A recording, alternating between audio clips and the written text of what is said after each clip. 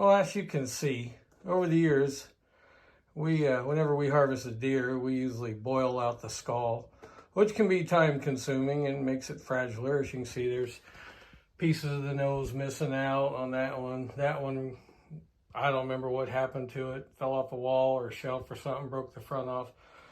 Anyway, so this year, on this little 3x3 over here, I broke the skull cap when I was processing it.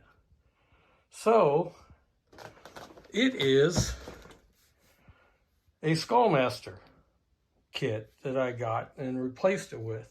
So it was the easiest thing I ever had to do. And you know what, from a distance, looks pretty similar to the boiled out ones and really takes no time at all to do. So Fumbles reminded me that laying out in our front yard was the skull, which had been chewed on by rodents, and the forked horns from her first deer she got years ago. So I'm gonna mount those on here. I did stain the antlers a little bit just because they were white and getting chalky from laying out front. But I'm gonna mount that on one of these Skullmaster kits and show you how simple it is, because it made my life a lot easier. I doubt that I'll be boiling out any skulls from now on. Okay, so I've opened up the Skullmaster kit, and here's what comes in it.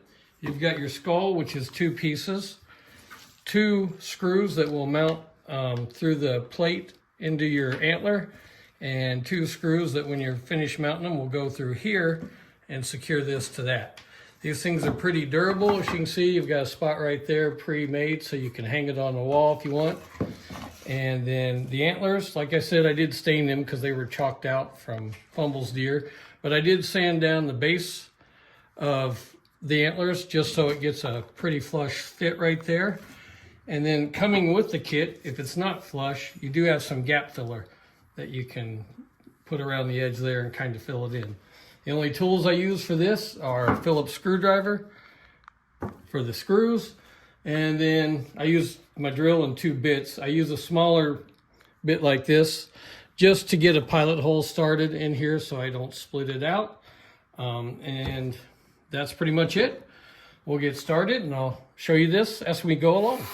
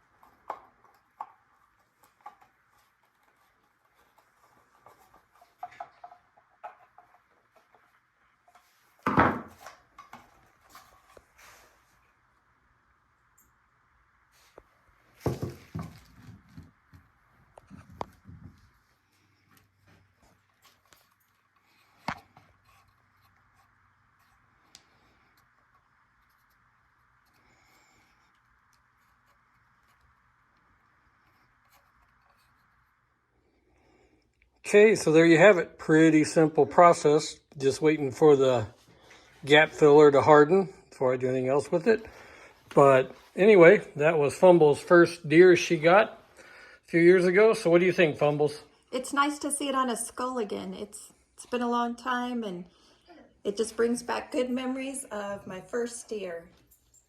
So till next time, we'll see you later.